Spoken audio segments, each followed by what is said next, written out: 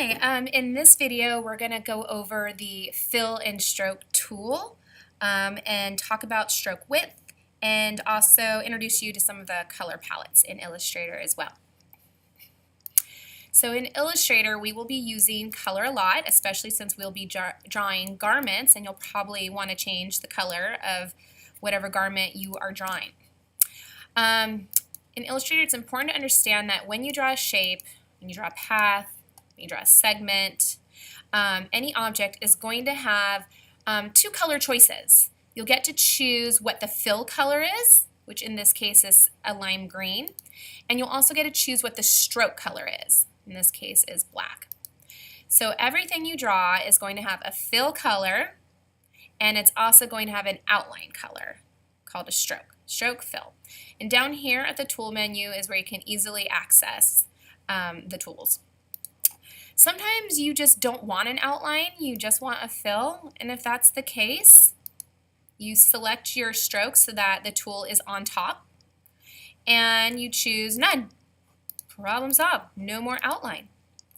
Sometimes you do want an outline, but you want it a little bit thicker than the default of one stroke, so you can change it to whatever thickness you like.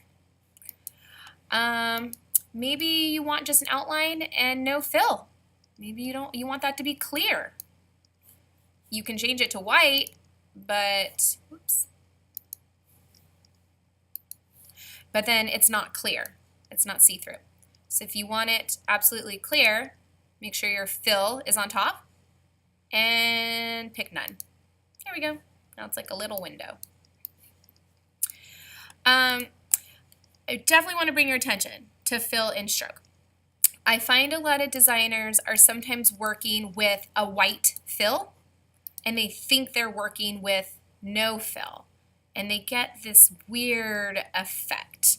Like a great example of when designers do this is when they are drawing stitches. Right now my stitch has no fill, it's empty. But if a designer is working in white, while on their board it might just look like a regular stitch line, everything looks great, but when they go and try to put that regular stitch line on their garment, they have this weird white thing and they're just like, what's going on? I'm so tired, and they get frustrated. It's probably because you have a white fill. Happens all the time. It can definitely trick you because it looks like you're working with just your stroke color and no fill color, but it's there. So be careful, trying to warn you guys ahead of time of that. Okay, so again, to change it, you just hit none. But let's say we do want to fill, and you do want to change it to a color. There's multiple ways to find color in Illustrator. Quick way is just to double click it. Our color picker comes up. This is great. You can choose all sorts of different hues, and then you can choose if you want it more saturated, if you want it darker, if you want it lighter. You can pick with the color box. You can even type in, if you know the color, if you know the RGB, type it in. If you know the CMYK value, type it in. If you're stealing a color from the internet, this is web colors. Copy and paste it. It's kind of cool. There's also color swatches. That's available. You can also do a color picker. There's a toolbar you can have out. There's also swatches too. A lot of people sometimes like to have this out, and you can create your own color palette swatches yourself and save them, which is really neat, and then upload your own swatch library. There's patterns you can open up. There's so many fun there's color books. You got some Pantone books. You can open up your Pantone colors. You can make your own swatch palette. It's very, very handy. It's really neat. Okay, so again, I want you to take away that you feel confident, you know the difference between a stroke and a fill, because I will drop those words during class, and I want to make sure you know what I'm talking about, and how to change colors and how to change your stroke weight. Another thing with stroke weight, stroke does have its own toolbox. If it's not already open, you can hit window and look for it and click it.